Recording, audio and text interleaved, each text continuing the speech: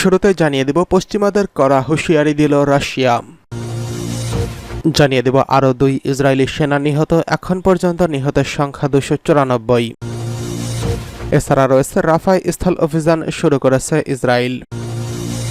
জানিয়ে দেব সাগরে জাহাজে হামলা বৃদ্ধির হুমকি ইয়েমেনের হুথিদের। সর্বশেষ জানিয়ে দেব জিম্মিদের মুক্তির আগে কোনো শান্তি চুক্তি নয় বলছে ইসরায়েল।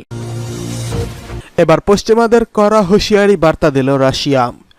ইউক্রেন ইস্যুতে নতুন মাত্রায় সংঘাত উস্কে দেওয়ার জন্য পশ্চিমাদের দায়ী করেছে রাশিয়া। মস্কোর দাবি যুক্তরাষ্ট্র ও ন্যাটো একরকম আগুনে ঘি ঢালছে।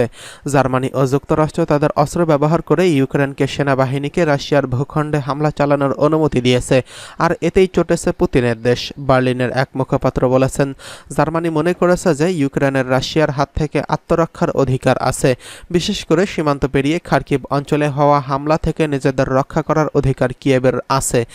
আর যুক্তরাষ্ট্র বলেছে তাদের সরবরাহ করা অস্ত্র দিয়ে খার্কিভের নিকটবর্তী রুশ অঞ্চলে হামলা চালানো যেতে পারে, যেখান থেকে রাশিয়ার সেনারা ইউক্রেনে আক্রমণ চালানোর প্রস্তুতি নেয়। এর জবাবে ক্রেমলিনের মুখপাত্র দিমিত্রি পেসকভ বলেছেন, ন্যাটোভুক্ত দেশগুলো, বিশেষ করে যুক্তরাষ্ট্র ও কয়েকটি ইউরোপীয় দেশ উত্তেজনা বাড়িয়ে দেওয়ার জন্য নতুন একটি ধাপে প্রবেশ করেছে। তারা ধারাবাহিকভাবেই এটা করছে। তারা সম্ভাব্য সব উপায়ে ইউক্রেন যুদ্ধকে উস্কানি দিয়ে চলেছে।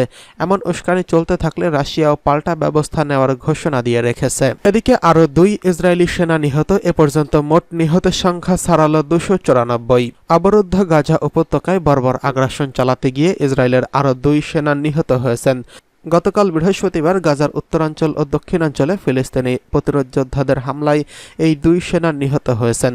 নিহত সেনাদের নাম সার্জেন্ট আদার গ্যাব্রিয়েল এবং সার্জেন্ট ইয়োহনাত ইলিয়াস। তাদের বয়স 24 ও 20 বছর। এর মধ্যে আদার গ্যাব্রিয়েল রিজার্ভ সেনা হিসেবে যুদ্ধে যোগ দিয়েছিল। বর্বর ইহুদি বাহিনী জানিয়েছে, গাজার উত্তরাঞ্চলে ফিলিস্তিনি প্রতিরোধ যোদ্ধাদের সঙ্গে প্রচণ্ড সংঘাতের সময় গ্যাব্রিয়েল নিহত হয়েছেন। অন্যদিকে দক্ষিণাঞ্চলীয় ফিলিস্তিনি প্রতিরোধ যোদ্ধাদের সোরা ট্যাঙ্ক বিধ্বংসী ক্ষেপণাস্ত্রের আঘাতে মারাত্মকভাবে আহত হয়ে পড়ে মারা গেছেন ইলিয়াস। ওই হামলায় একজন সেনা অফিসার মারাত্মকভাবে আহত হয়েছেন। ইসরায়েলে এই 2 সেনার নিহত হওয়ার মধ্য দিয়ে গাজায় আগ্রাসন চালাতে গিয়ে মোট নিহতের সংখ্যা দাঁড়ালো 294। তবে ইসরায়েলের এই হিসাবের বিষয়ে ফিলিস্তিনি প্রতিরোধ যোদ্ধারা আপত্তি জানিয়েছে। ইসরায়েলি নিহত সেনার সংখ্যা প্রকৃতপক্ষে এর চেয়ে অনেক বেশি। এদিকে রাফায় স্থল অভিযান শুরু করেছে ইসরায়েল। আন্তর্জাতিক উদ্বেগ ও ক্ষোভ সত্ত্বেও গাজায় দক্ষিণাঞ্চলীয় রাফা শহরে ইসরায়েলি সামরিক বাহিনী স্থল অভিযান শুরু করেছে।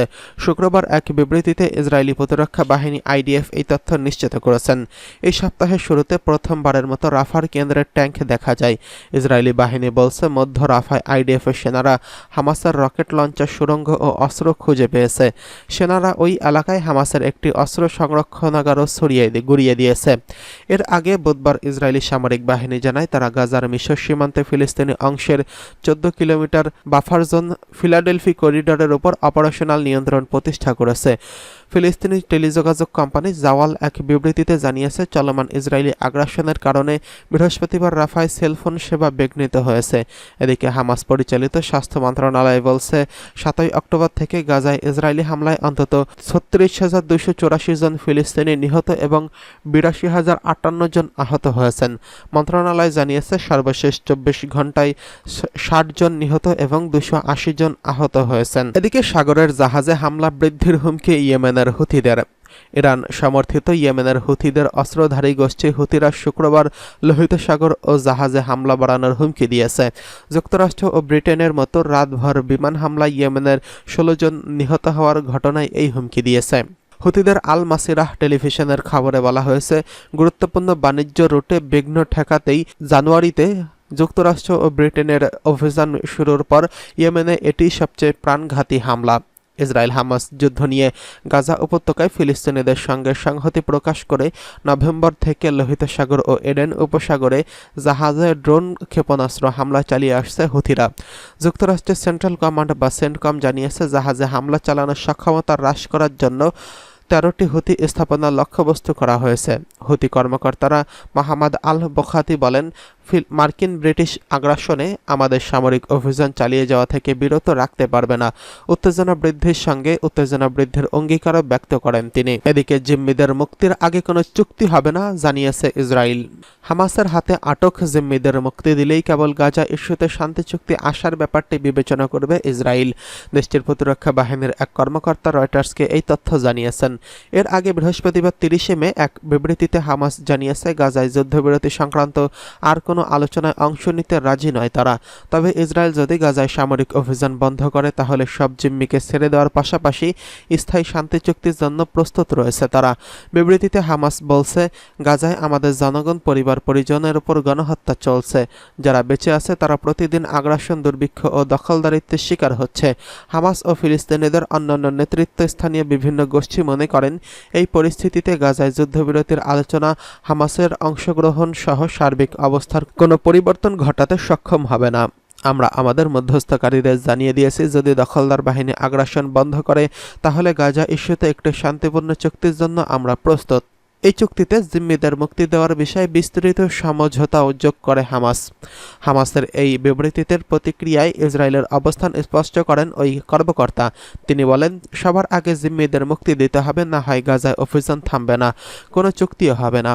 রয়টার্সের প্রতিবেদনে বলা হয়, এক সপ্তাহেরও বেশি সময় আগে থেকে গাজার দক্ষিণাঞ্চল সীমান্ত শহর রাফায় অভিযান শুরু করেছে ইসরায়েলি বাহিনী। লাখ লাখ বেসামরিক ফিলিস্তিনিদের শহরটিতে অবস্থান করছেন। গাজার বিভিন্ন এলাকায় গত প্রায় 8 মাস ধরে ইসরায়েলি বাহিনীর চলমান অভিযানের ভয়াবহতা থেকে বাঁচতে রাফায় এসে আশ্রয় নিয়েছেন এসব ফিলিস্তিনিরা। সম্প্রতি জাতিসংঘের অন্যতম অঙ্গ প্রতিষ্ঠান আন্তর্জাতিক বিচারিক আদালত রাফায় ইসরায়েলি বাহিনীর অভিযান বন্ধের আদেশ দিয়ে রায় দিয়েছেন, কিন্তু সেই রায় উপেক্ষা করে সেখানে সেনা অভিযান অব্যাহত রাখার নির্দেশ দিয়েছে ইসরায়েলের প্রধানমন্ত্রী বেঞ্জামিন নেতানিয়াহু। কিছুদিন আগে রাফায় ইসরায়েলি বাহিনীর বোমা হামলায় 40 জনেরও বেশি বেসামরিক ফিলিস্তিনের মৃত্যু হয়েছে। ওই ঘটনার পর বিশ্বজুড়ে ইসরায়েলের বিরুদ্ধে তীব্র নিন্দা চলছে। এই ঘটনার পর গাজায় যুদ্ধবিরতির ইস্যুতে নিজেদের অবস্থান স্পষ্ট করল হামাস ও ইসরায়েল। হামাস চাইছে আগে শান্তি চুক্তি, পরে জিম্মিদের মুক্তি। অন্যদিকে ইসরায়েল চাইছে আগে জিম্মিদের মুক্তি, পরে শান্তি চুক্তি। গত 7 অক্টোবর ইসরায়েলি ভূখণ্ডে ঢুকে নির্বিচার গুলি চালিয়ে অন্তত 1200 জনকে হত্যার পাশাপাশি 242 জনকে জিম্মি হিসেবে ধরে নিয়ে যায় গাজায়। অতর্কিত সেই হামলার জবাবে সেই দিন থেকেই গাজায় অভিযান শুরু করে ইসরায়েল, যা এখনও চলমান। গত প্রায় 8 মাস ধরে চলমান এই ভয়াবহ অভিযানে এই পর্যন্ত 36,000-এরও বেশি ফিলিস্তিনির মৃত্যু হয়েছে, যা পুরো উপত্যকাকে ধ্বংসস্তূপে পরিণত করছে। বিবৃতিতে হামাস বলছে, গাজায় আমাদের জনগণ পরিবার পরিজনদের উপর গণহত্যা চলছে। যারা বেঁচে আছে তারা প্রতিদিন আগ্রাসন, দুর্ভিক্ষ ও দখলদারিত্বের শিকার হচ্ছেন। হামাস ও ফিলিস্তিনিদের অন্যান্য নেতৃস্থানীয় বিভিন্ন গোষ্ঠী মনে করে, এই পরিস্থিতিতে গাজায় যুদ্ধবিরতির আলোচনা হামাসের অংশগ্রহণ সার্বিক অবস্থার কোনো পরিবর্তন ঘটাতে সক্ষম হবে না।